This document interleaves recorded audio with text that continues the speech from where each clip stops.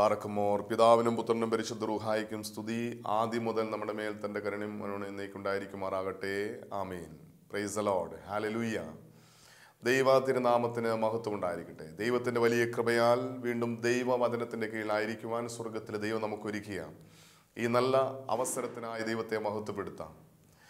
അനുഗ്രഹം പ്രാപിക്കാൻ എന്ത് ചെയ്യണമെന്ന് നാം ചിന്തിക്കുകയാണ്, ധ്യാനിക്കുകയാണ്. എന്താണ് അനുഗ്രഹത്തിന് തടസ്സം? ദൈവം മനുഷ്യ നൽകിയിരിക്കുന്ന 10 നിയമങ്ങളിൽ ഏറ്റവും ഒരു പ്രധാനപ്പെട്ട ഒരു നിയമമാണ് പുറപ്പാടിൻ്റെ പുസ്തകം 20-ാം അധ്യായം അതിൻ്റെ 15-ാമത്തെ വാക്യം. നീ മോഷ്ടിക്കരുത്. മോഷണം പാപമാണ്. എന്താണ് മോഷണം എന്ന് ചോദിച്ചാൽ നമുക്ക് വ്യക്തമായിട്ടറിയാം. എനിക്ക് അർഹതപ്പെടാത്തത്, എൻ്റേതല്ലാത്തത് എന്തെങ്കിലും ഞാൻ സ്വന്തമാക്കുന്നത് മോഷണമാണ്. കഴിഞ്ഞകാല ജീവിതത്തിൽ ഓർമ്മ വെച്ച നാൾ മുതൽ ഇന്ന് വരെ നാം നമ്മുടെ ജീവിതത്തിൽ നമുക്ക് അർഹതപ്പെടാത്ത, നമ്മുടേതല്ലാത്ത എന്തെങ്കിലും വസ്തുക്കൾ സ്വന്തമാക്കിയിട്ടുണ്ടോ? ഉണ്ടെങ്കിൽ അത് ദൈവവചനത്തിലെ ലംഘനമാണ്, അത് പാപമാണ്. മോഷണം ഇന്ന് മനുഷ്യന് അറിഞ്ഞോ അറിയാതെയാണോ ആ ചെയ്യുന്ന പ്രവൃത്തി അതിൽ തന്നെ ഒരു രസം, ഒരു സുഖം കണ്ടെത്തുന്ന വ്യക്തികളുണ്ട്. മോഷ്ടിക്കുന്നത് തെറ്റല്ല, അല്ലെങ്കിൽ അത് വലിയൊരു പാപമല്ല എന്ന് ചിന്തിക്കുന്ന അനേകം വ്യക്തികൾ നമ്മുടെ ചുറ്റുമുണ്ട്. അതുകൊണ്ടാണ് ഇന്ന് മോഷണം പെരുകി വരികയാണ്. വ്യക്തികളിൽ പോലും കുടുംബങ്ങളിൽ പോലും മോഷണം പെരുകി വരികയാണ്. അതിൻ്റെ അനന്തര ഫലം എന്താണെന്ന് കർത്താവിൻ്റെ വചനം വ്യക്തമായിട്ട് വെളിപ്പെടുന്നുണ്ട്. സദൃശ്യവാക്യങ്ങൾ പരിശോധിക്കുമ്പോൾ 9-ാം അധ്യായം അതിൻ്റെ 17-18 വാക്യങ്ങൾ കർത്താവിൻ്റെ വചനം ഇങ്ങനെ പറയുന്നു. മോഷ്ടിച്ച ജലം മധുരവും രഹസ്യത്തിൽ തിന്നുന്ന അപ്പം രുചികരവുമാണ്. എന്നാൽ അവിടെ മരണം പതിയിരിക്കുന്നുവെന്നും അവിടെ അസ്ഥികൾ പാതാള ഗർത്തത്തിലാണെന്നും അവനുണ്ടോ അറിയുന്നു. ഒരു മോഷ്ടിക്കുന്ന വ്യക്തിയുടെ അനുഭവം എന്താണെന്ന് കർത്താവിൻ്റെ വചനം പറയാം. മോഷ്ടിക്കുമ്പോൾ അതൊരു മധുരമാണ്, അതൊരു രസകരമാണ്, രുചികരമാണ്, ഒരു അനുഭവമുണ്ട്. മോഷ്ടിക്കുന്ന വ്യക്തി വീണ്ടും വീണ്ടും മോഷ്ടിക്കാൻ അതിലൊരു സംതൃപ്തി, ഒരു സന്തോഷം കണ്ടെത്തുന്നുണ്ട്.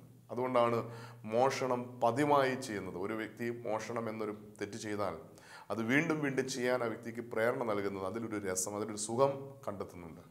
എന്നാൽ അതിൻ്റെ അനന്തര ഫലം എന്താണെന്ന് കർത്താവിൻ്റെ വചനം പറയുന്നത്, അവിടെ മരണം പതിയിരിക്കുന്നു. എന്താണ് ഈ മരണം? 2ാമത്തെ മരണമായ നിത്യ നരകം. അതായത് പാപത്തിൻ്റെ പ്രതിഫലം 2ാമത്തെ മരണമായ നിത്യ നരകമാണെങ്കിൽ വചനം പറയുകയാണ് ആ വ്യക്തിയുടെ ആത്മാവ് പാതാള ഗർത്തത്തിലാണ്. ഇന്ന് നമുക്കിഷ്ടപ്പെട്ട ഒരു വസ്തു നാം സ്വന്തമാക്കുമ്പോൾ, നമ്മുടേതല്ലാത്ത, എനിക്ക് എൻ്റേതല്ലാത്ത ഒരു വസ്തു സ്വന്തമാക്കുമ്പോൾ ഞാൻ ചെയ്യുന്ന പ്രവൃത്തി എൻ്റെ ആത്മാവിനെ നിത്യ നരകത്തിന് അടിമയാക്കി മാറ്റുകയാണ്. അങ്ങനെയാണെങ്കിൽ ഓർമ്മ വെച്ച നാൾ മുതൽ ഇന്ന് വരെ എൻ്റേതല്ലാത്ത എന്തെങ്കിലും വസ്തുക്കൾ ഞാൻ സ്വന്തമാക്കിയിട്ടുണ്ടോ? എനിക്ക് അർഹതപ്പെടാത്ത എന്തെങ്കിലും ഞാൻ സ്വന്തമാക്കിയിട്ടുണ്ടോ? ഓർമ്മ വെച്ച നാൾ മുതൽ ഇന്ന് വരെ പലപ്പോഴും നാം പല ഭവനങ്ങളിൽ നിന്ന്, നമ്മുടെ അയൽപക്കത്ത് നിന്ന്, ചില കടകളിൽ നിന്ന്, സ്ഥാപനങ്ങളിൽ നിന്ന്, ഓഫീസിൽ നിന്ന്, അല്ലെങ്കിൽ ചില സാമ്പത്തികമായ ചില മേഖലയിൽ എൻ്റേതല്ലാത്ത എന്തെങ്കിലും ഞാൻ സ്വന്തമാക്കിയിട്ടുണ്ടോ എന്ന് ആത്മശോധന ചെയ്യുക. അങ്ങനെ ചെയ്തിട്ടുണ്ടെങ്കിൽ അത് പാപമാണ്. കർത്താവിനും അതിനെ വ്യക്തമായിട്ട് വെളിപ്പെടുന്നുണ്ട്. 1 കൊരിന്ത്യസ് 8-ാം അധ്യായം അതിൻ്റെ 10-ാം വാക്യത്തിൽ പറയുന്നു, കള്ളനും കവർച്ചക്കാരനും ദൈവരാജ്യം അവകാശമാക്കിയില്ല. മോഷണം നടത്തുന്ന, കവർച്ച നടത്തുന്ന ഒരു വ്യക്തി ദൈവരാജ്യം, സ്വർഗരാജ്യം അവകാശമാക്കിയില്ല എന്ന് ദൈവത്തിൻ്റെ വചനം വ്യക്തമായി വെളിപ്പെടുത്തുകയാണ്. അങ്ങനെയാണെങ്കിൽ ഓർമ്മ വെച്ച നാൾ മുതൽ ഇന്ന് വരെ ഞാൻ എന്തെങ്കിലും വസ്തുക്കൾ അറിഞ്ഞോ അറിയാതെ എപ്പോഴെങ്കിലും സ്വന്തമാക്കിയിട്ടുണ്ടോ? അത് ദൈവത്തിൻ്റെ നിയമത്തിന് എതിരാണ്, അത് പാപമാണ്. അതിൻ്റെ അനന്തരഫലം നിത്യ നരകമാണെന്ന് കർത്താവിൻ്റെ വചനം വ്യക്തമായി വെളിപ്പെടുത്തുകയാണ്. വീണ്ടും വചനം പരിശോധിക്കുമ്പോൾ ഒരു വ്യക്തി മോഷ്ടിക്കുമ്പോൾ അത് നിത്യ നരകത്തിന് അവകാശിയായിത്തീരുന്നു. ആ വ്യക്തി സ്വന്തമാക്കുന്നത് ആ വ്യക്തിക്ക് തന്നെ അനുഭവിക്കാൻ കഴിയാത്ത അവസ്ഥയിലായിത്തീരുകയാണ്. അതിനെ പരിശോധിക്കുമ്പോൾ അത് കർത്താവിൻ്റെ വചനം വ്യക്തമായിട്ട് വെളിപ്പെടുന്നുണ്ട്. കഴിഞ്ഞ നാളുകളിൽ എപ്പോഴെങ്കിലും നമുക്ക് അർഹതയില്ലാത്ത സ്വന്തമാക്കിയിട്ടുണ്ടോ? അത് നമുക്ക് അനുഭവിക്കാൻ ഒരുപക്ഷെ അവസരം കിട്ടണമെന്നില്ല. പലപ്പോഴും പല കുടുംബങ്ങളിൽ മാതാപിതാക്കളിൽ നിന്ന് മക്കൾ അർഹതയില്ലാത്ത സമ്പത്ത് സ്വന്തമാക്കും. ഒരുപക്ഷെ മാതാപിതാക്കളെ ഭീഷണിപ്പെടുത്തിയോ, അല്ലെങ്കിൽ അവരെ കുറ്റപ്പെടുത്തിയോ, അവരെക്കുറിച്ചില്ലാത്ത കാര്യം പറഞ്ഞുണ്ടാക്കി അവരെ വേദനിപ്പിച്ച് മുറിവേൽപ്പിച്ച് അവരുണ്ടാക്കിയ അധ്വാനിച്ചുണ്ടാക്കിയ സമ്പത്ത് മക്കൾ അവകാശം പറഞ്ഞ് സ്വന്തമാക്കുമ്പോൾ അത് സന്തോഷത്തോടെ സ്വീകരിക്കുന്നത്, തരുന്നത് അനുഗ്രഹമാണ്. മാതാപിതാക്കളിൽ നിന്ന് മാതാപിതാക്കൾ അധ്വാനിച്ചുണ്ടാക്കിയ സമ്പത്ത് മക്കൾക്ക് ദാനമായി നൽകുന്നത് അത് ഒരു സ്നേഹത്തോടെ സന്തോഷത്തോടെ നൽകുന്നത് മക്കൾക്കൊരു അനുഗ്രഹമാണ്. പക്ഷേ മക്കൾ അർഹതയില്ലാത്ത ഞാൻ ആഗ്രഹിച്ചത് വേണമെന്ന് ചിന്തിച്ച് ആഗ്രഹിച്ച് അത്യാഗ്രഹം കൊണ്ട് സ്വന്തമാക്കുന്നത് അത് അവർക്ക് തന്നെ അനുഭവിക്കാൻ കഴിയാത്ത അവസ്ഥയിലായിത്തീരുന്നു. പല കുടുംബങ്ങളിൽ ഏറ്റവും കൂടുതൽ ഭിന്നതയുടെ ഒരു കാരണം ഇങ്ങനെയുള്ള ചില അർഹതയില്ലാത്ത വസ്തുക്കൾ അവകാശമാക്കാനുള്ള വ്യഗ്രതയാണ് കുടുംബ വഴക്കുകളുടെ മൂല കാരണം. ഒരുപക്ഷെ ഒരു ഇഞ്ച് ഭൂമിക്ക് വേണ്ടി അതിൽ നിൽക്കുന്ന ഒരു മരത്തിന് വേണ്ടി ആരെങ്കിലും തമ്മിൽ തല്ലുന്ന അല്ലെങ്കിൽ വഴക്കൂടി ഭിന്നതയിലായിരിക്കുന്നുവെങ്കിൽ അതിൻ്റെ കാരണം പരിശോധിക്കുമ്പോൾ ഈ ആഗ്രഹമാണ്, മറ്റുള്ളവൻ്റെ സ്വന്തമാക്കാനുള്ള ഒരു ആഗ്രഹം, ഒരു വ്യഗ്രത. അത് പാപമാണ്, അത് മോഷണമാണ്. എൻ്റേതല്ലാത്ത, എനിക്ക് അർഹതപ്പെടാത്തത് എന്തെങ്കിലും ഒരു ഇഞ്ച് ഭൂമിയോ ഒരു മരമോ അല്ലെങ്കിൽ എന്തെങ്കിലും ഒരു വസ്തുക്കൾ ഞാൻ സ്വന്തമാക്കിയിട്ടുണ്ടെങ്കിൽ അത് എൻ്റെ സഹോദരൻ്റെ ഭവനത്തിൽ നിന്നോ അയൽപക്കത്തു നിന്നോ സ്വന്തത്തിൽ നിന്നോ ബന്ധത്തിൽ നിന്നോ മാതാപിതാക്കളിൽ നിന്നോ ഏതെങ്കിലും മുഖാന്തരത്തിലൂടെ എൻ്റെ മേൽ കടന്നു വന്നിട്ടുണ്ടെങ്കിൽ അത് മോഷണത്തിന് തുല്യമായൊരു പ്രവൃത്തിയാണ്. അത് നാം തിരിച്ചറിയേണ്ടതാണ്. ദൈവസന്നിധിയിൽ അത് ഏറ്റുപറഞ്ഞ് പാപക്ഷമ സ്വീകരിക്കേണ്ടതാണ്. പലപ്പോഴും കടം വാങ്ങിയത് തിരിച്ചു കൊടുക്കാതിരിക്കുന്നത് പാപമാണെന്ന് ദൈവത്തിൻ്റെ വചനം വ്യക്തമായി വെളിപ്പെടുത്തുകയാണ്. യേശുബാനസ്യരുടെ പുസ്തകം അല്ലെങ്കിൽ POC പ്രമാഷകന്റെ പുസ്തകം 29-ാം അധ്യായം 2-3 വാക്യങ്ങൾ പരിശോധിക്കുമ്പോൾ അവിടെ കർത്താവ് അതിനിങ്ങനെ അരുളി ചെയ്യുന്നു: നീ കടം വാങ്ങിയാൽ സമയത്ത് തിരിച്ചു കൊടുക്കണം. വാക്ക് പാലിച്ച് അയൽക്കാരനോട് വിശ്വസ്തത കാണിക്കുക. നിന്റെ ആവശ്യങ്ങൾ തക്ക സമയത്ത് നിറവേറും. ഇവിടെ ദൈവം ഒരു മുന്നറിയിപ്പ് നൽകിയ നിന്റെ ആവശ്യങ്ങൾ, നിന്റെ ജീവിതത്തിൽ ആവശ്യമായിരിക്കുന്ന കാര്യങ്ങളിൽ ദൈവം ഇടപെടണമെങ്കിൽ നീ എപ്പോഴെങ്കിലും വായ്പ മേടിച്ചിട്ടുണ്ടെങ്കിൽ അത് പറഞ്ഞ സമയത്ത് തിരിച്ചു കൊടുക്കുക. അല്ലെങ്കിൽ ഇത് മോഷണമാണ്. നിനക്ക് അർഹതയില്ലാത്തത് നിന്റെ കയ്യിൽ ഇരിക്കുന്നിടത്തോളം കാലം അത് മോഷണമാണ്. വായ്പ ചോദിക്കുന്നതും തെറ്റല്ല, അത് മേടിക്കുന്നത് തെറ്റല്ല. പക്ഷേ മേടിച്ചിട്ട് ആ പറഞ്ഞ സമയത്ത് തിരിച്ചു കൊടുക്കാതിരിക്കുന്നത് അല്ലെങ്കിൽ കൊടുക്കാതിരിക്കാൻ വേണ്ടി പല വഴികൾ കണ്ടെത്തുന്നത്, പലപ്പോഴും ചിലർ അത്യാവശ്യത്തിന് അവരുടെ കയ്യിൽ നിന്ന് അവരെ നല്ല കാര്യങ്ങൾ പറഞ്ഞ് നന്നായി സുഖിപ്പിച്ച് അവരുടെ കയ്യിൽ നിന്ന് എന്തെങ്കിലും വായ്പ വാങ്ങിയിട്ട് അത് തിരിച്ചു കൊടുക്കാതിരിക്കുന്നത് ആ വ്യക്തിക്ക് ദോഷമായി തീരും. പലപ്പോഴും ചില ആവശ്യ സാധനങ്ങൾ, എന്തെങ്കിലും പണിയാൻ ഉപയോഗിക്കുന്ന ഉപകരണങ്ങൾ അല്ലെങ്കിൽ എന്തെങ്കിലും വസ്തുക്കൾ നമ്മുടെ ആവശ്യത്തിന് നമ്മൾ വായ്പ മേടിച്ചു, അത് ഒരുപക്ഷെ കേടുപാട് പറ്റി തിരിച്ചു കൊടുക്കാൻ പറ്റിയില്ല. അത് കൊടുക്കാതിരിക്കുന്നിടത്തോളം കാലം അല്ലെങ്കിൽ അത് ഞാനങ്ങനെ മേടിച്ചിട്ടില്ല എന്ന് പറഞ്ഞ് ആ വ്യക്തിയുമായിട്ട് ഭിന്നതയിലാകുക അത് പാപമാണെന്ന് കർത്താവ് അതിന് വ്യക്തമായിട്ട് വെളിപ്പെടുത്തുകയാണ്. അതിനെ പരിശോധിക്കുമ്പോൾ ബാറസ്യരുടെ പുസ്തകം 29-ാം അധ്യായം 5-ാം വാക്യത്തിൽ കർത്താവ് അതിനിങ്ങനെ പറയുന്നുണ്ട്: കടം കിട്ടുന്നവരെ അയൽക്കാരൻ്റെ കൈ ചുംബിക്കുകയും അവൻ്റെ ധനത്തെപ്പറ്റി പുകഴ്ത്തി പറയുകയും ചെയ്യുന്നവരുണ്ട്. കടം വീട്ടാറാകുമ്പോൾ താമസിപ്പിക്കുകയും നിരർത്ഥമായ വാഗ്ദാനം നൽകുകയും സമയം പോരെന്ന് പരാതി പറയുകയും ചെയ്യുന്നു.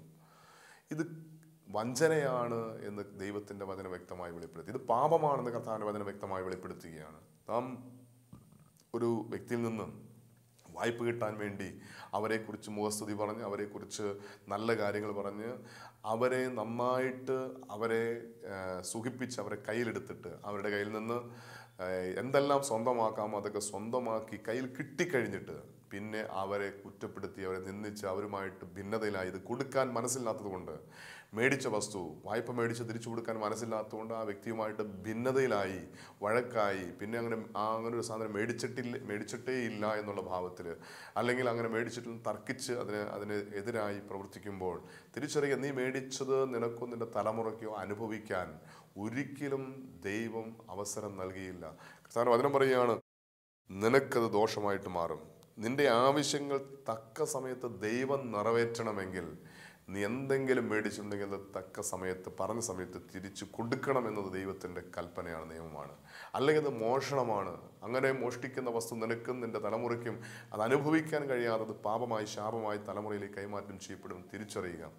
പലപ്പോഴും ഇങ്ങനെ വായ്പ വാങ്ങിയിട്ട് തുക തിരിച്ചു ചോദിക്കുമ്പോൾ കൊടുക്കാതിരിക്കുന്നതിന് പകരം അത് വായ്പ വാങ്ങിയത് നിഷേധിക്കുക, അങ്ങനെ മേടിച്ചിട്ടില്ല എന്ന് പറഞ്ഞ് അവരെ കണ്ണുനീര് കുടിക്കും. അവരുടെ കണ്ണുനീര് നിലത്ത് വീഴാൻ കാരണമാണ്. നിന്നെ സഹായിച്ച ഒരു വ്യക്തിയുടെ കണ്ണുനീർ നിലത്ത് വീഴാൻ നീ കാരണമായിട്ടുണ്ടെങ്കിൽ അതിൻ്റെ പ്രതിഫലം അനുഭവിക്കേണ്ടി വരും.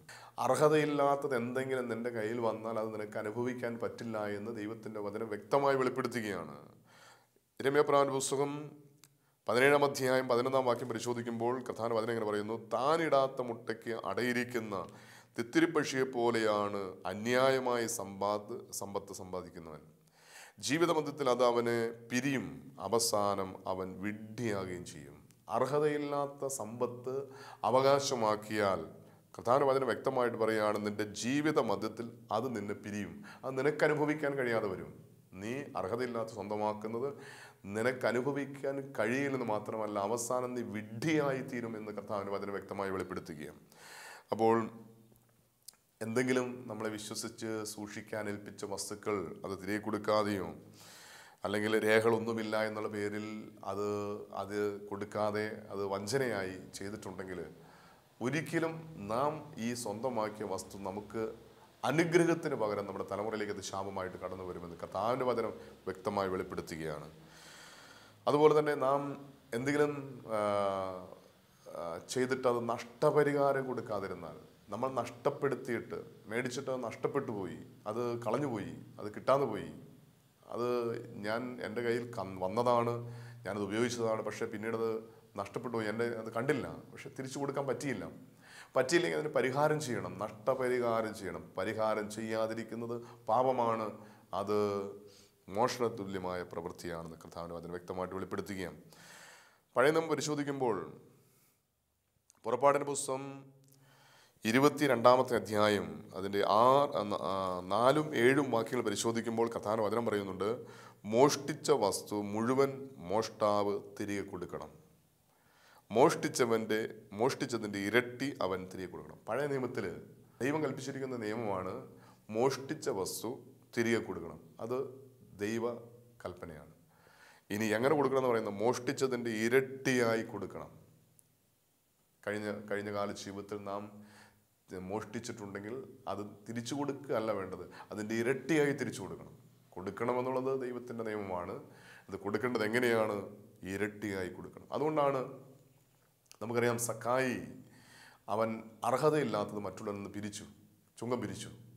അവിടെ യേശുവിൻ്റെ അരിയിൽ വന്നപ്പോൾ, ദൈവത്തിൻ്റെ സന്നിധിയിൽ വന്നപ്പോൾ അവൻ അനുദപിച്ചുകൊണ്ട് പറയുകയാണ്, കർത്താവേ, ഞാൻ 4 ഇരട്ടിയായി മടക്കി കൊടുക്കാം. ഇവിടെ പഴയ നിയമത്തിൽ ഇരട്ടിയായി കൊടുക്കണമെന്നാണ് കൽപ്പന. എന്നാൽ തൻ്റെ പാപബോധം, താൻ ചെയ്ത തെറ്റുകൾ വലിയ അനുതാപമായി പശ്ചാത്താപമായി ഹൃദയത്തിൽ വന്നപ്പോൾ ഈ സക്കായി വിളിച്ചു പറയുകയാണ്, കർത്താവേ, ഞാനത് 4 ഇരട്ടിയായി തിരികെ കൊടുക്കും. ലൂക്കോസിന്റെ സുവിശേഷം 19-ാം അധ്യായം 8-ാം വാക്യത്തിലാണ് ഈ സക്കായി കർത്താവിനോട് പറയുകയാണ്, ആരുടെയെങ്കിലും വക വഞ്ചിച്ചെടുത്തിട്ടുണ്ടെങ്കിൽ 4 ഇരട്ടിയായി ഞാൻ തിരിച്ചു കൊടുക്കുന്നു. കഴിഞ്ഞകാല ജീവിതത്തിൽ തൻ്റെ ധനസമ്പാദനത്തിന് വേണ്ടി അല്ലെങ്കിൽ സംതൃപ്തിക്ക് വേണ്ടി അവകാശമില്ലാത്ത തൻ്റെ ധനമോഹത്തെ പ്രതി മറ്റുള്ളവരിൽ നിന്ന് സ്വന്തമാക്കിയ സമ്പത്ത് അത് താൻ ചെയ്ത് തെറ്റാണ് എന്ന് ദൈവസന്നിധിയിൽ വെളിപ്പെട്ട നിമിഷം സക്കായി യേശുവിനെ വിളിച്ചു പറയാണ്, കർത്താവേ, ഞാൻ 4 ഇരട്ടിയായി കൊടുക്കാം. പഴയ നിയമത്തിൽ ഇരട്ടിയായി കൊടുക്കണമെന്നാണ് ദൈവം കൽപ്പിച്ചതെങ്കിൽ ഇവിടെ പുതിയ നിയമത്തിൽ ഈ സക്കായി വിളിച്ചു പറയുക, ഞാൻ 4 ഇരട്ടിയായി തിരിച്ചു കൊടുക്കുന്നു എന്ന് പറയുന്നത്. അങ്ങനെയാണെങ്കിൽ നമ്മുടെ കഴിഞ്ഞകാല ജീവിതത്തിൽ നാം മോഷ്ടിച്ച വസ്തു നമ്മുടെ കയ്യിലുണ്ട് എങ്കിൽ അത് തിരികെ കൊടുക്കണമെന്ന് മാത്രമല്ല, അതിൻ്റെ ഇരട്ടിയായി കൊടുക്കണമെന്നാണ് ദൈവത്തിൻ്റെ വചനം വെളിപ്പെടുത്തുന്നത്. അളവ് തൂക്കങ്ങളിൽ മായം കാണിക്കുക, മായം ചേർക്കുക, കള്ള ത്രാസ്, അത് വഞ്ചനയാണ്, മോഷണമാണെന്ന് കർത്താവിന്റെ വചനം വ്യക്തമായി വെളിപ്പെടുത്തുക. സദൃശവാക്യങ്ങൾ 11-ാം അധ്യായം അതിൻ്റെ 1-ാമത്തെ വാക്യത്തിൽ പറയുന്നു, കള്ളത്രാസ് കർത്താവ് വെറുക്കുന്നു, ന്യായമായ തൂക്കം അവിടുത്തെ സന്തോഷിപ്പിക്കുന്നു. അപ്പോൾ അളവ് തൂക്കങ്ങളിൽ കള്ളത്തരം കാണിച്ചിട്ടുണ്ടെങ്കിൽ, അന്യായം ചെയ്തിട്ടുണ്ടെങ്കിൽ അത് ദൈവം ഏറ്റവും കൂടുതൽ വെറുക്കുന്ന ഒരു പാപമാണ് തിരിച്ച് കർത്താവിൻ്റെ വചനം വെളിപ്പെടുത്തുകയാണ്. കർത്താവിൻ്റെ വചനം പറയുന്നു, ന്യായമായ തൂക്കം അവിടുത്തെ സന്തോഷിപ്പിക്കുന്നു. തൂക്കത്തിൽ അന്യായം കാണിച്ചിട്ടുണ്ടെങ്കിൽ, അളവിൽ അന്യായം കാണിച്ചിട്ടുണ്ടെങ്കിൽ അത് ദൈവസന്നിധിയിൽ അനുദപിക്കേണ്ട പാപമാണെന്ന് കർത്താവിന്റെ വചനം വെളിപ്പെടുത്തുക. പലപ്പോഴും ഈ തൂക്കം കിട്ടാനായി ഇറച്ചി പോലുള്ള വസ്തുക്കളിൽ അല്ലെങ്കിൽ പച്ചക്കറി, പഴവർഗ്ഗങ്ങൾ മുതലായവയിൽ വെള്ളം കയറ്റുക, തൂക്കം കിട്ടാൻ വേണ്ടി ചില അന്യായ പ്രവൃത്തികൾ ചെയ്യുക, ഇത് തെറ്റാണ്, പാപമാണ്. അതുപോലെ തന്നെ ഏറ്റവും മനുഷ്യന് ഉപകാരപ്രദമായ ദൈനംദിന ജീവിതത്തിൽ ആവശ്യമായിരിക്കുന്ന ഏറ്റവും കൂടുതൽ ആവശ്യമായിരിക്കുന്ന പച്ചക്കറി പഴവർഗ്ഗങ്ങൾ പച്ചക്കറി ഇങ്ങനെയുള്ളതിൽ കീടനാശിനികൾ ചേർക്കുന്നത് തെറ്റാണ്. അത് മനുഷ്യന് നാശത്തിന് കാരണമാകുന്നത് കൊണ്ട് തന്നെ അത് വഞ്ചനയാണ്, അത് പാപമാണ്. പലപ്പോഴും കൂടുതൽ വിളവ് കിട്ടാൻ വേണ്ടി, അല്ലെങ്കിൽ കൂടുതൽ തൂക്കം കിട്ടാൻ വേണ്ടി, കൂടുതൽ അഭിവൃദ്ധി ലഭിക്കാൻ വേണ്ടി എന്തും ചെയ്യുന്ന, മായം ചേർക്കുന്ന, അല്ലെങ്കിൽ മാരകമായ കീടനാശിനികൾ ഉപയോഗിച്ച് മനുഷ്യൻ്റെ ജീവൻ്റെ വില പോലും മനസ്സിലാക്കാതെ മനുഷ്യനെ ആത്മഹത്യയിലേക്ക് നയിക്കുന്ന, കൊലപാതകത്തിലേക്ക് നയിക്കുന്ന മാരകമായ വിഷങ്ങൾ ചേർക്കുന്ന പച്ചക്കറിയോ പഴവർഗ്ഗങ്ങൾ ഉപയോഗിക്കുമ്പോൾ അത് തെറ്റാണ്, പാപമാണെന്ന് കർത്താവിൻ്റെ വചനം വ്യക്തമായിട്ട് വെളിപ്പെടുത്തുകയാണ്. അതുപോലെ തന്നെ മോഷണത്തിന് തുല്യമായ മറ്റൊരു പ്രവൃത്തിയാണ് നികുതി വെട്ടിക്കുക, കള്ളക്കണക്കുണ്ടാക്കിയും ബില്ല് നൽകാതെയും ബില്ല് സ്വീകരിക്കാതെയും കൊടുക്കൽ വാങ്ങൽ നടത്തി സർക്കാരിന് നൽകേണ്ട നികുതി കൊടുക്കാതെ അത് ചെയ്യാതിരുന്നിട്ടുണ്ടെങ്കിൽ അത് തെറ്റാണ്, മോഷണം. അതിൽ നിന്ന് നമുക്കുണ്ടാക്കുന്ന ലാഭം നമുക്ക് തന്നെ ദോഷമായി തീരുകയാണ്. അതുകൊണ്ട് നാം ചെയ്യുന്ന പ്രവൃത്തി നമുക്ക് തന്നെ ദോഷമായിട്ടുണ്ടോ എന്ന് പരിശോധിക്കുക. അതുപോലെ തന്നെ രേഖകളിലെ കൃത്രിമത്വം, പ്രത്യേകിച്ച് ഈ ബാങ്ക് ചെക്കുകളിലൊക്കെ കള്ളത്തരം കാണിക്കുക, കൃത്രിമത്വം കാണിക്കുക, കള്ള ഒപ്പിടുക, വസ്തുവിൻ്റെ ആധാരം മുതലായവയിൽ കൃത്രിമ രേഖകൾ ഉണ്ടാക്കുക, കള്ള സർട്ടിഫിക്കറ്റുകൾ ഉണ്ടാക്കുക, കള്ളരേഖകൾ കാണിച്ച് അനർഹമായ സമ്പാദിക്കുക, വസ്തുക്കൾ ഉണ്ടാക്കുക. ഇങ്ങനെയുള്ള കള്ളത്തരങ്ങൾ കാണിക്കുമ്പോൾ അത് മോഷണമാണ്. ഞാൻ അർഹതയില്ലാത്ത ഒരു കാര്യം അതിലൂടെ സ്വന്തമാക്കുമ്പോൾ അത് മോഷണമാണ്. തിരിച്ചറിഞ്ഞത് ദൈവസന്നിധിയിൽ വെറുത്തുപേക്ഷിക്കണം ഇങ്ങനെയുള്ള പ്രവൃത്തികൾ. അതുപോലെ തന്നെ ദൈവം മനുഷ്യൻ നൽകിയിരിക്കുന്ന സമ്പത്ത് ധൂർത്തടിക്കുകയാണ്. അത് ദൈവം എനിക്ക് നൽകുന്ന സമ്പത്ത് എനിക്കും എന്നെപ്പോലെ വേദന അനുഭവിക്കുന്ന, അല്ലെങ്കിൽ എന്നേക്കാൾ വേദന അനുഭവിക്കുന്ന മറ്റുള്ളവർക്ക് പങ്കുവെക്കാനായിട്ടാണ് ദൈവം എൻ്റെ സമ്പത്ത് ഏൽപ്പിച്ചിരിക്കുന്നത്. ദൈവം നൽകിയിരിക്കുന്ന സമ്പത്ത് എൻ്റെ ആഡംബരത്തിന് വേണ്ടി ധൂർത്തടിക്കുക. പ്രത്യേകിച്ച് പലപ്പോഴും കല്യാണ ആവശ്യങ്ങൾക്ക് പണം ധൂർത്തടിക്കുക. അതുപോലെ തന്നെ പെരുന്നാൾ ആഘോഷങ്ങൾക്ക്, ഓരോ മനുഷ്യൻ ഒരുമിച്ച് കൂടുന്ന പല സന്ദർഭങ്ങളിൽ ആവശ്യമില്ലാത്ത ആഡംബരത്തിന് വേണ്ടി പണം ധൂർത്തടിച്ച് ചെലവഴിക്കുമ്പോൾ ശ്രദ്ധിക്കുക. പട്ടിണി അനുഭവിക്കുന്ന, ദാരിദ്ര്യം അനുഭവിക്കുന്ന അനേകം വ്യക്തികളുടെ കയ്യിൽ ചെല്ലേണ്ട പണമാണ് വേദനിക്കുന്നവർക്ക് കണ്ണുനീരൊപ്പുവാൻ, അവർക്ക് സൗഖ്യമായി, മരുന്നായി, അവർക്ക് ഒരു നേരത്തെ ഭക്ഷണമായി ചെല്ലേണ്ട ഈ പണം ഞാൻ ധൂർത്തടിക്കുമ്പോൾ അത് ദൈവസന്നിധിയിൽ മോഷണം തന്നെയാണെന്ന് കർത്താവിൻ്റെ വചനം വ്യക്തമായിട്ട് വെളിപ്പെടുത്തുകയാണ്. അതുപോലെ തന്നെ കൈക്കൂലി വാങ്ങുക, അത് തെറ്റാണ്, അത് പാപമാണ്. കർത്താവിൻ്റെ വചനം പരിശോധിക്കുമ്പോൾ യെശയ്യാപ്രവാചകന്റെ പുസ്തകം 5-ാം അധ്യായം 53-ാം വാക്യത്തിൽ പറയുന്നു, കൈക്കൂലി വാങ്ങി കുറ്റവാളിയെ മോചിപ്പിക്കുകയും നിരപരാധിക്ക് നീതി നിഷേധിക്കുകയും ചെയ്യുന്നവർക്ക് ദുരിതം. ഇന്ന് ഏറ്റവും കൂടുതൽ മനുഷ്യൻ ചെയ്യുന്ന അനീതിയാണ് കൈക്കൂലി വാങ്ങുക. ചില കാര്യസാധ്യത്തിന് വേണ്ടി കൈക്കൂലി കൊടുത്ത് കാര്യങ്ങൾ സാധിക്കുക, കൈക്കൂലി മേടിച്ച് കാര്യങ്ങൾ സാധിച്ചു കൊടുക്കുക. എന്തെങ്കിലും ഒരു കാര്യങ്ങൾ നേടുന്നതിന് അതിന് കൈക്കൂലി മേടിക്കുക, അതൊരു പാപമാണ്, തെറ്റാണ്. നിനക്ക് അർഹതയില്ലാത്ത നീ ചെയ്യേണ്ട ഒരു പ്രവൃത്തി, നീ ഒരു ജോലി മേഖലയിലാണെങ്കിൽ ഒരു അധികാരിയായി ചെയ്യുമ്പോൾ ദൈവം നിന്നെ അധികാരിയാക്കി നിർത്തിയിരിക്കുന്ന മറ്റുള്ളവർക്ക് ഗുണം ചെയ്യാൻ വേണ്ടിയാണ്. മറ്റുള്ളവർക്ക് ഗുണം ചെയ്യാൻ വേണ്ടി ദൈവം ഒരു അധികാര സ്ഥാനത്ത് നിർത്തിയിരിക്കുന്ന വ്യക്തി ആ ഗുണം ചെയ്യുവാൻ വേണ്ടി പ്രതിഫലം ഇച്ഛിച്ചാൽ, അല്ലെങ്കിൽ കൈക്കൂലി വാങ്ങിയാൽ അത് മോഷണമാണ്. അത് ദൈവം അനുവദിക്കാത്തൊരു കാര്യമാണ്. ദൈവം അനുവദിക്കാത്തൊരു പണം നിൻ്റെ കുടുംബത്തിലോ നിൻ്റെ കയ്യിലോ വന്നു ചേരുമ്പോൾ അത് അനുഭവിക്കാൻ സാധിക്കുകയില്ലെന്ന് നമ്മൾ ആദ്യം കണ്ടു. അർഹതയില്ലാത്തൊരു സമ്പത്ത് കയ്യിൽ വന്നാൽ നിന്നെ വിട്ടുപിരിയും. അർഹതയില്ലാത്ത സമ്പത്ത് നീ സ്വന്തമാക്കിയാൽ എവിടെയെങ്കിലും അത് നഷ്ടപ്പെടുമെന്ന്, ഏതെങ്കിലും മുഖാന്തരത്തിലൂടെ അത് നഷ്ടപ്പെടുമെന്ന് കർത്താവിന്റെ വചനം വ്യക്തമായി വെളിപ്പെടുത്തി. അതുകൊണ്ട് കൈക്കൂലി വാങ്ങി എന്തെങ്കിലും കാര്യസാധ്യം ചെയ്തു കൊടുക്കുമ്പോൾ, അല്ലെങ്കിൽ കാര്യസാധ്യത്തിന് വേണ്ടി കൈക്കൂലി കൊടുക്കുമ്പോൾ അത് പാപമാണെന്ന് തിരിച്ചറിഞ്ഞ് ദൈവസ്ഥൻ അനുദപിച്ച് വെറുത്തുപേക്ഷിക്കുക. പാപവും പാപ സാഹചര്യവും വെറുത്തുപേക്ഷിക്കുക. വീണ്ടും കൊള്ളപ്പലിശ വാങ്ങുക. പലിശ വാങ്ങുന്നത് തെറ്റായിട്ട് കർത്താവിന്റെ വചനം പറയുന്നില്ല. എന്നാൽ കൊള്ളപ്പലിശ വാങ്ങുന്നത് അത് പാപമാണ്. അർഹതയില്ലാത്ത പലിശ വാങ്ങുന്നത് തെറ്റാണ്. കർത്താവിന്റെ വചനം വ്യക്തമായിട്ട് വെളിപ്പെടുന്നുണ്ട്. സദൃശ്യവാക്യങ്ങൾ 28 അധ്യായം 8 വാക്യം, പലിശയും കൊള്ളപ്പലിശയും വഴി നേടിയ സമ്പത്ത് ദരിദ്രനോട് ദയുള്ളവൻ്റെ കയ്യിൽ വന്നു ചേരും. ഇന്ന് ബാങ്ക് പലിശ എന്ന് പറയുന്നത് സാധാരണ നമ്മൾ എല്ലാവരും അംഗീകരിക്കുന്ന കാര്യമാണ്. എന്നാൽ അതിനപ്പുറമായിട്ട് ഒരു ദിവസത്തേക്ക് പലിശ മേടിക്കുക, പിന്നീട് മണിക്കൂറുകൾക്ക് പലിശ. ഒരിക്കലും മനുഷ്യൻ തകർന്ന് തരിപ്പണമായ, സാമ്പത്തികമായി തകർന്ന് തരിപ്പണമായ ഒരു മനുഷ്യൻ്റെ ജീവിതം പരിശോധിച്ചപ്പോൾ ആ മനുഷ്യൻ സമ്പത്തുണ്ടാക്കാൻ വേണ്ടി ആ മനുഷ്യൻ ചെയ്ത പ്രവൃത്തി എന്നറിയാമോ? മറ്റുള്ളവരെന്ന് പണം കടം മേടിച്ചിട്ട്, പലിശയ്ക്ക് മേടിച്ചിട്ട് അതിൻ്റെ ഇരട്ടി പലിശയ്ക്ക് കൊടുക്കും. ഇങ്ങനെ സമ്പാദിച്ച് അവസാനം മീറ്റർ പലിശ എന്ന് പറയുന്നത്, അതായത് മിനിറ്റുകൾക്ക് മണിക്കൂറുകൾക്ക് പലിശ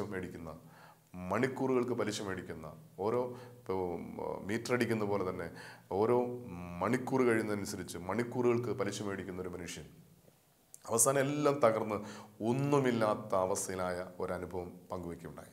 ഇന്ന് നമ്മൾ തിരിച്ചറിയാം, നമുക്ക് അർഹതയില്ലാത്ത എന്തെങ്കിലും ഒരു വസ്തു നമ്മുടെ കയ്യിൽ വന്നാൽ നമുക്കത് അനുഭവിക്കാൻ കഴിയില്ല എന്ന് കർത്താവിന്റെ വചനം വ്യക്തമായി വെളിപ്പെടുത്തുകയാണ്. മറ്റുള്ളവർക്ക് അത്യാവശ്യത്തിന് കൊടുക്കുന്നത് നന്മയാണ്. പക്ഷേ അത് അർഹതയില്ലാതെ നാം പലിശയും കൊള്ളപ്പലിശയും വാങ്ങി അന്യായമായി പലിശ വാങ്ങിയിട്ടുണ്ടെങ്കിൽ അത് നമുക്ക് ഒരുപക്ഷെ അത് അനുഭവിക്കാൻ കഴിയണമെന്നില്ല. വീണ്ടും ദൈവത്തിൻ്റെ വചനം പരിശോധിക്കുമ്പോൾ വ്യക്തമായിട്ട് കർത്താവിൻ്റെ വചനം വെളിപ്പെടുന്നുണ്ട്. സ്ത്രീധനം ചോദിച്ചു വാങ്ങുന്നതും അന്യായമായി മേടിക്കുന്നതും തെറ്റാണ്, പാപമാണ്. അതിൻ്റെ പേരിൽ ഉണ്ടാകുന്ന പീഡനങ്ങളും ഭിന്നതകളും വഴക്കുകളും കോടതി കേസുകളും എല്ലാം അത് പാപമാണെന്ന് കർത്താവിൻ്റെ വചനം വ്യക്തമായിട്ട് വെളിപ്പെടുത്തുക. ബാറസിലെ പുസ്തകം 25 അധ്യായം 22 വാക്യത്തിൽ കർത്താവിൻ്റെ വചനം പറയുന്നുണ്ട്, ഭാര്യയുടെ ധനത്തിൽ ആശ്രയിച്ച് കഴിയുന്ന ഭർത്താവിന് കോപവും നിന്ദയും അപകീർത്തിയും ഫലമായിരിക്കും. ഇന്ന് പലപ്പോഴും ഈ ഭാര്യയുടെ ധനത്തിൽ ആശ്രയിച്ച് കഴിയുന്ന ഭർത്താവിന് എന്തൊക്കെ സംഭവിക്കുന്ന? കോപവും നിന്ദവും അപകീർത്തിക്കും കാരണമായി തീരും. ഇന്ന് പലപ്പോഴും പല പ്രശ്നങ്ങളുടെ മൂല കാരണം സ്ത്രീധനം കിട്ടാത്തതിൽ, അല്ലെങ്കിൽ കിട്ടിയത് കുറഞ്ഞു പോയതിൽ, അല്ലെങ്കിൽ കിട്ടിയത് പോരാ കൂടുതൽ കിട്ടണം എന്നുള്ള ഇന്ന് പല കുടുംബ വഴക്കുകളുടെയും മൂല കാരണം സ്ത്രീധനത്തിൻ്റെ പേരിലാണ്. അതായത് വിവാഹം കഴിച്ച സ്ത്രീയിൽ നിന്ന്, ഭാര്യയിൽ നിന്ന് ആ ഭാര്യയുടെ ധനം കിട്ടിയില്ല എന്നുള്ള കാരണം കൊണ്ട് വചനം പറയുകയാണ്, ഇത് കോപവും നിന്ദയും അപകീർത്തിയുമാണ് ഇതിൽ നിന്ന് നിനക്ക് ലഭിക്കുന്ന ഫലം. ഇത് പലപ്പോഴും അനേകം വ്യക്തികൾ നിനക്ക് അർഹതയില്ലാത്തത് നീ ചിന്തിക്കുന്നത് ആഗ്രഹിക്കുന്ന പോലും തെറ്റാണ്, അത് പാപമാണ് എന്ന് തിരിച്ചറിഞ്ഞ് ദൈവസ്ഥനിൽ അനുദപിക്കുക. സ്ത്രീധനത്തിൻ്റെ പേരിൽ ഭിന്നതയും കോപവും നിന്ദയും അല്ലെങ്കിൽ അപകീർത്തിക്ക് ഇടയായ അനേകം വ്യക്തികൾ ഈ സ്വരം കേൾക്കുന്നുണ്ട്. ദൈവസ്ഥനിൽ അനുദപിക്കുക. കർത്താവേ, ഞാൻ ചെയ്ത് തെറ്റാണ്. എനിക്ക് ദൈവം നൽകിയ നന്മകൾക്ക് നന്ദി പറഞ്ഞ്, ദൈവം നൽകിയ സമ്പത്തിന് നന്ദി പറഞ്ഞ്, ദൈവം നൽകിയ കഴിവിന്, ബുദ്ധിക്ക്, എല്ലാറ്റിനും നന്ദി പറഞ്ഞ്, ദൈവം നൽകിയ എല്ലാ നന്മകളും സംതൃപ്തിയോടെ അനുഭവിക്കേണ്ടതിന് പകരം കിട്ടാത്ത ധനത്തിനു വേണ്ടിയുള്ള മോഹവും ദാഹവും, അത് കിട്ടാൻ വേണ്ടിയുള്ള നിൻ്റെ മോഹവും ദാഹവും അത് തിന്മയിലേക്ക് നയിക്കുമെന്ന് കർത്താവിന്റെ വചനം വ്യക്തമായിട്ട് വെളിപ്പെടുത്തുകയാണ്. വീണ്ടും കർത്താവിന്റെ വചനം വ്യക്തമായിട്ട് വെളിപ്പെടുത്തുന്നു, നീതിക്ക് നിരക്കാത്ത കൂലിയും ജോലിയും അത് മോഷണം തന്നെയാണ്. കർത്താവിന്റെ വചനം പറയുന്നു, യാക്കോബിൻ ലേഖനം 5 അധ്യായം 4 വാക്യത്തിൽ പറയുന്നു, നിങ്ങളുടെ നിലങ്ങളിൽ നിന്ന് വിളവ് ശേഖരിച്ച് വേലക്കാർക്ക് കൊടുക്കാതെ പിടിച്ചു വെച്ച കൂലി ഇതാ നിലവിളിക്കുന്നു. കൊയ്ത്തുകാരുടെ നിലവിളി സൈന്യങ്ങളുടെ കർത്താവിൻ്റെ കർണപുടങ്ങളിൽ എത്തിയിരിക്കുന്നു. നാം ജോലി ചെയ്തിട്ട് അത് കൂലി കൊടുക്കാതിരിക്കുന്നത് പാപമാണെന്ന്, മോഷണമാണ്. ഇപ്പോൾ 1000 രൂപയുടെ ജോലി ചെയ്യിച്ചു, പക്ഷെ 500 രൂപ കൊടുത്തോളൂ. 500 നീ മോഷ്ടിച്ചിരിക്കുക. അതുപോലെ തന്നെ 500 രൂപയുടെ ജോലി ഞാൻ ചെയ്തു, 1000 രൂപ ഞാൻ മേടിച്ചു. അർഹതയില്ലാത്ത കൂലി ഞാൻ സ്വന്തമാക്കുന്നത് അതും പാപമാണ്. അർഹതയുള്ള കൂലി കൊടുക്കാതിരിക്കുന്നതും പാപമാണ്. അങ്ങനെയാണെങ്കിൽ ഈ തൊഴിൽ മേഖലകളിൽ മോഷണം നടത്തിയിട്ടുണ്ടെങ്കിൽ കർത്താവിൽ അനുദപിക്കുക, മാപ്പ് ചോദിക്കുക, ദൈവസന്നിധിയിൽ ഏറ്റുപറഞ്ഞ് പാപക്ഷമ സ്വീകരിക്കുക. വീണ്ടും കർത്താവിന്റെ വചനം പരിശോധിക്കുമ്പോൾ പൊതുമുതൽ നശിപ്പിക്കുന്നത് അതും മോഷണം തന്നെയാണ്, അല്ലെങ്കിൽ വഞ്ചനയാണ്, അത് പാപമാണ്. നിനക്ക് അർഹതയില്ലാത്തൊരു വസ്തു നശിപ്പിച്ചിട്ടുണ്ടെങ്കിൽ, നിൻ്റേതല്ലാത്തൊരു വസ്തു നീ നശിപ്പിച്ചിട്ടുണ്ടെങ്കിൽ അത് ദൈവസന്നിധിയിൽ പാപമാണ്, തെറ്റാണ്. വീണ്ടും ദരിദ്രരോട് കരുണ കാണിക്കാതിരിക്കുന്നത് പാപമാണ്. മറ്റുള്ളവരുടെ ദാരിദ്ര്യം പങ്കുവെക്കാതിരിക്കുന്നത്, ദാരിദ്ര്യത്തിൽ അവനോട് പങ്കുവെക്കാതിരിക്കുന്നത് പാപമാണ്. കർത്താവിന്റെ വചനം പരിശോധിക്കുമ്പോൾ മത്തായി ശ്ലീഹ എഴുതിയ രക്ഷാസുവിശേഷം 25-ാം അധ്യായം 40-ാം വാക്യത്തിൽ പറയുന്നു, സത്യമായി ഞാൻ നിങ്ങളോട് പറയുന്നു, എൻ്റെ ഏറ്റവും എളിയ ഈ സഹോദരന്മാരിൽ ഒരുവന് നിങ്ങൾ ഇത് ചെയ്തു കൊടുത്തപ്പോൾ എനിക്ക് തന്നെയാണ് ചെയ്തത്. മറ്റുള്ളവർക്ക് കൊടുക്കാൻ, പങ്കുവയ്ക്കാൻ വിധിക്കപ്പെട്ടവരാണ്. ദൈവം നമ്മുടെ കയ്യിൽ ഏൽപ്പിച്ചിരിക്കുന്ന സമ്പത്ത് അത് കൊടുക്കാതിരിക്കുന്നത്, പങ്കുവയ്ക്കാതിരിക്കുന്നത് അതും മോഷണമാണ് എന്ന് ദൈവത്തിൻ്റെ വചനം വ്യക്തമായി വെളിപ്പെടുത്തുകയാണ്. ദാനധർമ്മം ചെയ്യാതിരിക്കുന്നത് മോഷണം തന്നെയാണ്. യേശുബാറാസിന്റെ പുസ്തകം 17-ാം അധ്യായം 22-ാം വാക്യത്തിൽ പറയുന്നുണ്ട്, മനുഷ്യൻ്റെ ദാനധർമ്മത്തെ മുദ്രമോതിരത്തെ എന്ന പോലെ കർത്താവ് വിലമതിക്കുന്നു, അവൻ്റെ കാരുണ്യത്തെ കണ്ണിലെ കൃഷ്ണമണി പോലെ അവിടുന്ന് കരുതുന്നു. അപ്പോൾ വേദനിക്കുന്നവർക്ക് പങ്കുവയ്ക്കാതിരിക്കുന്നത്, ദാനധർമ്മം ചെയ്യാതിരിക്കുന്നത്, ദൈവം ദാനമാർഗ സമ്പത്ത് അല്ലെങ്കിൽ സൗകര്യങ്ങൾ, കഴിവ് പങ്കുവയ്ക്കാതിരിക്കുന്നത് അതുതന്നെ മോഷണമാണെന്ന് കർത്താവിന്റെ വചനം വ്യക്തമായിട്ട് വെളിപ്പെടുത്തുകയും. വീണ്ടും മലാക്കി പുസ്തകം 3-ാം അധ്യായം 10-ാം വാക്യത്തിൽ അവിടെ ദശാംശത്തെക്കുറിച്ച് പറയുന്നു. ദശാംശം കൊടുക്കാതിരിക്കുന്നത് ദൈവത്തെ മോഷ്ടിക്കുകയാണ്, ദൈവത്തെ കൊള്ളയടിക്കുകയാണ്. ദൈവം നമുക്ക് നൽകുന്ന സമ്പത്തിൻ്റെ 10-1 ദശാംശം ദൈവത്തിനാണ്. ആ ദൈവത്തിന് കൊടുക്കാതിരിക്കുന്നത് മോഷണമാണെന്ന് കർത്താവിന്റെ വചനം വ്യക്തമായിട്ട് വെളിപ്പെടുത്തുക. നിനക്കുണ്ടാകുന്ന സകലത്തിൻ്റെയും 10-1 അത് ദൈവത്തിന് കൊടുക്കണമെന്ന് ദൈവം കൽപ്പിച്ചിരിക്കുകയാണ്. അത് കൊടുക്കാതിരിക്കുന്നത് മോഷണമാണ്. ദൈവത്തെ കൊള്ളയടിക്കുക, ദൈവത്തെ മോഷ്ടിക്കുകയാണ് മനുഷ്യൻ ദശാംശം കൊടുക്കാതിരിക്കുന്നതിലൂടെ. അങ്ങനെയാണെങ്കിൽ കഴിഞ്ഞ കാല ജീവിതത്തിൽ ഏതെല്ലാം മാർഗത്തിലൂടെ ഞാൻ മോഷണം എന്ന പാപം ചെയ്തിട്ടുണ്ട്, അതെല്ലാം അനുദപിച്ച് ദൈവസന്നിധിയിൽ കണ്ണുനീരോടെ ഏറ്റുപറഞ്ഞ് പാപക്ഷമ സ്വീകരിക്കുന്നുവെങ്കിൽ ദൈവം നിന്റെ ജീവിതത്തിൽ അത്ഭുതം പ്രവർത്തിക്കും. അനുഗ്രഹത്തിൻ്റെ പെരുമഴ ജീവിതത്തിലേക്ക് പെയ്തിറങ്ങും. ഈ കേട്ട വചനത്തിലൂടെ ഞാൻ ദൈവത്തിനെതിരായി, എൻ്റെ സഹജീവികൾക്കെതിരായി ഞാൻ എപ്പോഴെങ്കിലും മോഷണം എന്ന പാപത്തിലൂടെ ദൈവ നിയമം ലംഘിച്ചിട്ടുണ്ടെങ്കിൽ, പാപം ചെയ്തിട്ടുണ്ടെങ്കിൽ, എൻ്റെ അനുഗ്രഹത്തിന് ഞാൻ തന്നെ തടസ്സമായി നിൽക്കുന്നുണ്ടെങ്കിൽ ഇന്ന് അനുദപിക്കുക, മോഷ്ടിച്ച വസ്തു തിരിച്ചു കൊടുക്കുക, മോഷ്ടിച്ചതിൻ്റെ ഇരട്ടി തിരിച്ചു കൊടുത്ത് അനുഗ്രഹം പ്രാപിക്കാൻ തീരുമാനമെടുക്കുക. കണ്ണടയ്ക്കാൻ പ്രാർത്ഥിക്കാം. കരുണയുള്ള ഞങ്ങളുടെ നല്ല ദൈവമേ, ഈ അനുഗ്രഹിക്കപ്പെട്ട സമയത്തിനായി ഞങ്ങൾ നിന്നെ സ്തുതിക്കുന്നു, സ്തോത്രം ചെയ്യുന്നു. അനുഗ്രഹം പ്രാപിക്കാൻ ഞങ്ങളുടെ ജീവിതത്തിൽ തടസ്സമായി നിൽക്കുന്ന പാപം എന്താണെന്ന് ഞങ്ങൾക്ക് ഇന്ന് ഈ സമയം ഞങ്ങൾക്ക് വെളിപ്പെടുത്തുന്നതിനായി ഞങ്ങൾ നിന്നെ സ്തുതിക്കുന്നു. കർത്താവ്, ഞങ്ങൾ അറിഞ്ഞോ അറിയാതെയോ ഞങ്ങളുടെ ജീവിതത്തിൽ മോഷണം എന്ന പാപത്തിലൂടെ ഞങ്ങൾക്ക് അർഹതയില്ലാത്ത വസ്തുക്കൾ എന്തെങ്കിലും ഞങ്ങൾ സ്വന്തമാക്കിയിട്ടുണ്ടെങ്കിൽ, അത് വസ്തുക്കളോ എന്തെങ്കിലും സമ്പത്തോ ഏതെങ്കിലും രീതിയിൽ ഞങ്ങൾ അർഹതയില്ലാത്ത സ്വന്തമാക്കിയിട്ടുണ്ടെങ്കിൽ അത് ഞങ്ങൾക്ക് നീ വെളിപ്പെടുത്തരണം. അത് ഏറ്റുപറഞ്ഞ് പാപക്ഷമ സ്വീകരിക്കുവാൻ, മോഷ്ടിച്ച വസ്തുക്കൾ തിരികെ കൊടുക്കുവാൻ, അത് ഇരട്ടിയായി കൊടുക്കുവാൻ തക്കവണ്ണം ഞങ്ങൾക്ക് കൃപ നൽകുമാറാണ് പ്രാർത്ഥിക്കുന്നത്. ഇനി ഒരിക്കലും ഈ പാപം ചെയ്ത നിത്യനാശത്തിന്, നിത്യനരകത്തിന് അടിമയാകാതെ നിത്യരക്ഷ പ്രാപിക്കുവാൻ, പാപമോചനം പ്രാപിക്കുവാൻ, നിത്യരക്ഷ പ്രാപിക്കുവാൻ ഞങ്ങൾക്ക് കൃപ നൽകണമെന്ന് പ്രാർത്ഥിക്കുന്നു. പരിശുദ്ധ അമ്മേ ദൈവമാതാവേ, ഞങ്ങൾക്ക് വേണ്ടി പ്രാർത്ഥിക്കണമേ. സർവശുദ്ധിമാന്മാരെ, ശുദ്ധിമതികളെ ഞങ്ങൾക്ക് വേണ്ടി പ്രാർത്ഥിക്കണമേ. എല്ലാം ഞങ്ങൾക്ക് വേണ്ടി ക്രൂശിൽ മരിച്ച് മരണത്തിൽ ജയിച്ച് ഉയർത്തെഴുന്നേറ്റ് ഇന്നും ജീവിക്കുന്ന ഞങ്ങളുടെ കർത്താവും ഞങ്ങളുടെ ദൈവവുമായ യേശുവിൻ്റെ അതിപരിശുദ്ധമായ നാമത്തിൽ തന്നെ ആമേൻ.